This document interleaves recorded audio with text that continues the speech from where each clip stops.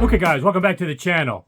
Going to do a review today of the Stax SR-X9000 and the Blue Hawaii SE Headamp. And for those that have been longtime subscribers will know I purchased that combination right after the Florida audio show that was in Tampa earlier this year. And I bought it based on listening to one song. But before I get into all that and refreshing your memory on all that fun stuff and why it's paid off for me doing so, spoiler alert, but I wanted to also talk to you guys that aren't into headphones. If you're happening to watch this video and think, oh, this is good, I'm not into headphones, I'm just into this type of gear. Really, I'm going to make the case for not just talking about this specific headphone, but why, even if you're just into these, it's super important that I've learned to have a great headphone rig as well. It may not be this exact pair and combination, but finding the right one that resonates with you will be invaluable to helping you analyze these kind of speakers more. That's really what I've learned. So let me back up and kind of talk about in general my experience and how I got to this level, this understanding. You know, I've been in the hobby for 35 plus years, but I haven't done a lot on headphones, although I've owned the Odysseys, Fennel, Sennheisers. I've heard the Abyss, Focal. I heard, you know, I have those $3,400 in-ear 64 audio, and I go to the headphone area of all these shows, so I've heard it all. I've never really gotten into it like I obviously get into this and showcase these kind of floor standing speakers and rooms. But I probably should have spent more time analyzing this. But the problem was, and you've probably had the same experience, usually there's two things that bother people with headphones. Number one, discomfort. You know, sitting in a chair and listening to this and drinking a beer or whatever is super comfortable and enjoyable and chill. And that's what most people prefer. Instead of having heavy headphones on your head that clamp you, those Sonoma ones I featured in a prior video were just unbearable. And so I've had the Odyssey ones that are heavy. Sennheiser does have the best comfort. Their oval fit my ear the best. Again, comfort's going to be dependent on your thresholds and your ears and whatnot. But comfort alone makes headphones sometimes a deal breaker for people. They don't want to go through putting it on. Comfort, cabling, microphonics, and adding to that navigating cabling always on you. That's been a problem for people with headphones.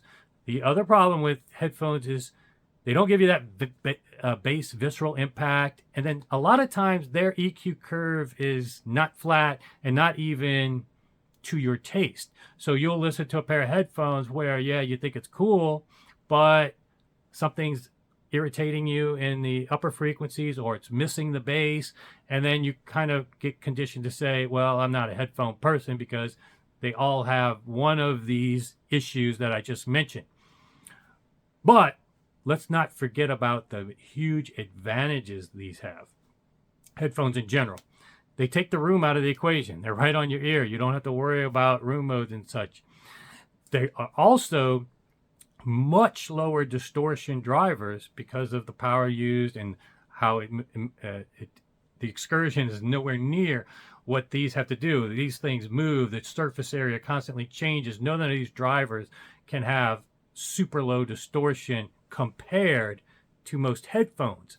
And even Paul McGowan made a comment one time. He was talking about his IRS betas that they were using as a reference, and he was saying that the mid-range drivers on those sometimes measured up to 15% distortion. I was like, whoa. And you're using that as your reference, you know, and it's not as bad as you think, conditioned with all drivers, Pistonic drivers, all these floor standing speakers have a level of distortion that's much higher than obviously your amps can deliver, and also what a headphone can deliver. So when you take distortion and the room out of the equation, the major advantage headphones do give you is that window on a performance where those two variables are gone, and you will hear things you haven't heard before. You can really see in bad recordings where the distortion of drivers maybe accentuates things, especially things like auto tune and all that. A lot of floor standing speakers turn that into even more distortion than it really is. When you hear it on a headphone rig, all of a sudden you're like, okay, I can kind of see what the recording engineer was listening to. And usually they're using headphones too now. And so you can kind of feel like, okay, it's not as badly recorded as you think. Now you're hearing it with zero distortion, no room interactions. Now it makes more sense. You got a better window on the performance that the recording engineer heard and the decisions they made. So right off the bat, that gives you a great benchmark to use, assuming you get the right headphone amp and headphones that are married to your taste and your comfort level, that you can now use to compare how your speakers perform. And I gotta say, yeah, these are expensive, SR-X9000s and the Blue Hawaii SE amp. I mean, we're talking north of probably $12,000, depending on the options. I did get the Alps volume control, an extra cost, significant cost on the head amp, Blue Hawaii. It's a significant investment. But when I can compare listening to songs on that, and I've heard $1 million systems, multi-million-dollar systems, you name it, from budget systems to hundreds of thousands, that shows there's certain things that this headphone rig can disclose about the recording, certain decay, nuance, just transparency, and then the purity of the sound, whether it's that Alps volume control plus the drivers, all these things combined. It just resonated with me after one song I heard at the Florida Audio Show. And again, part of it is the Blue Hawaii SE amp, but I did have another model of Stax in just recently, the 009S, that I tried with the Blue Hawaii, and that one didn't resonate with me like this one did. And it comes back to something I talk about a few times on this channel. Sometimes when you make a decision, you're not looking for major changes per se, and sometimes there aren't major changes. Even two things can measure pretty close, but you're looking for those subtle changes that are important.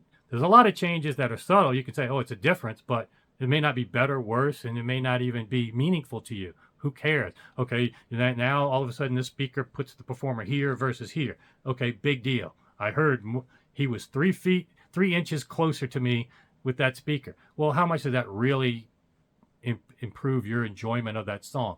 Probably not a whole lot. The things that this model did over the 009S, while not night and day, in fact, some people with some ears and their taste may not even hear the difference, or they could prefer the 009S.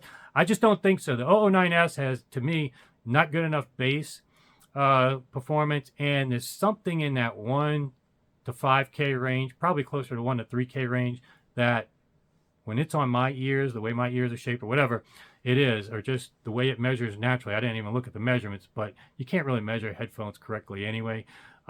There's just something with the 009S that was a little bit aggravating on certain songs that this does not have. And more importantly, what the 9000s have is that magical formula that resonates with me. So I'm being flat out as honest as I can.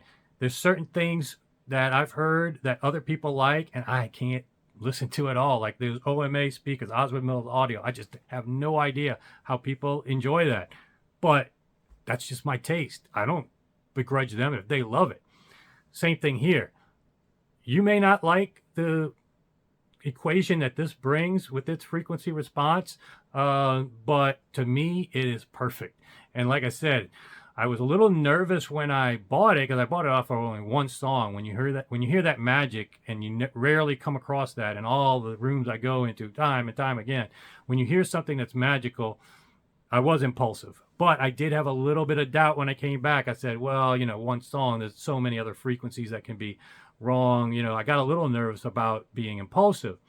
But I did kind of test my intuition by talking to other people that are in the industry, listen to even more headphones than I've heard in the past, and really have their finger on the pulse. Even the Woo guy, I think I mentioned this in, maybe it was Exponent, or I think Exponent. Anyway, he was using this, and he makes an amp for all different types of speakers. He lives the headphone amp world. So he hears a lot of headphones. And then I've talked to other people. This is one of their favorites as well. So second-party validation, third-party validation is good, especially when you make an impulsive decision and you need something to call you over while you're waiting for your piece. But at the end, it really comes down to, does the headphones hit that magical resonance with you of, this is right. It sounds right to my ears, makes me tap my toes, makes me bob my head. And I can go through a playlist with you guys. Maybe I'll do this in a future video. One of my playlists, you might want to check it out, is all the YouTube videos that I find extremely well recorded, plus the performance is great.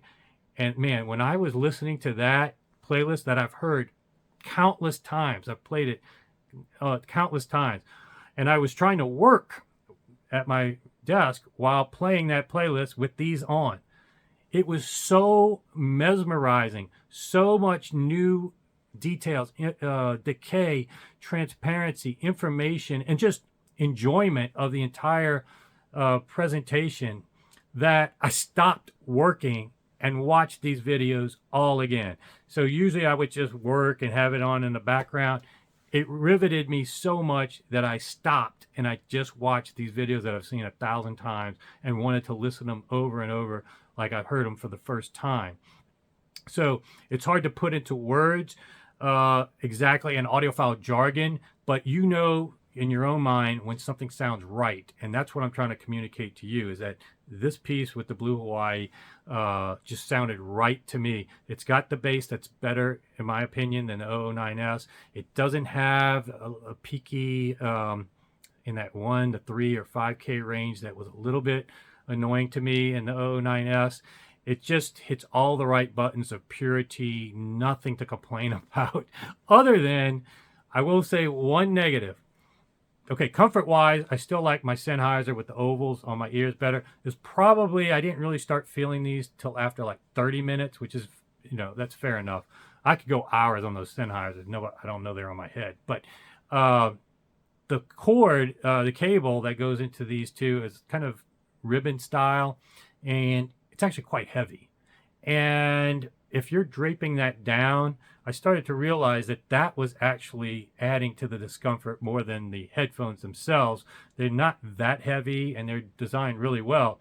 So if you just take up some of the slack and maybe put it on something that it's not 100% pulling down all the time with that cable, I found that gave me even more enjoyment. But that's as nitpicky as I can get. This to me is the best headphones I've ever heard. It's the best presentation of what a headphone can do, in my opinion, and in many cases presents songs better than I've ever heard them.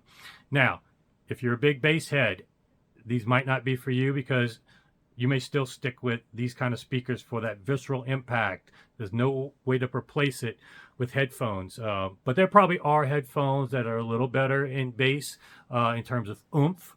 But the texture, nuance, pitch definition, certainly anything acoustic related, these just hit the nail on the head for me and provide plenty of bass that I find enjoyable enough conditioned for listening to headphones. So again, highly recommended this combination, but what I highly recommend more so is that you start looking for whatever combination headphone rig that resonates with you, such that now you have a benchmark where you can get no room interactions and super low distortion, and then play the same songs on your main rig and now your headphone rig, and see how close your your regular rig gets to it. It's going to be super valuable and has really helped me analyze systems a lot better, because now I know a lot more. I have a window on that performance and recording. I know a lot more of what's on it and how bad it is or wasn't really recorded. So hopefully you find this helpful. I'll do a little follow-up when I finally get mine. This was just a loaner, and 3MA's been selling them as soon as they get them. I mean, these things are selling like hotcakes. It's crazy. And the wait is over 9 months, guys. So that's further anecdotal evidence. I'm not alone probably in this feeling. So hopefully you enjoyed. If you did, sign up, subscribe, and I'll see you back here soon.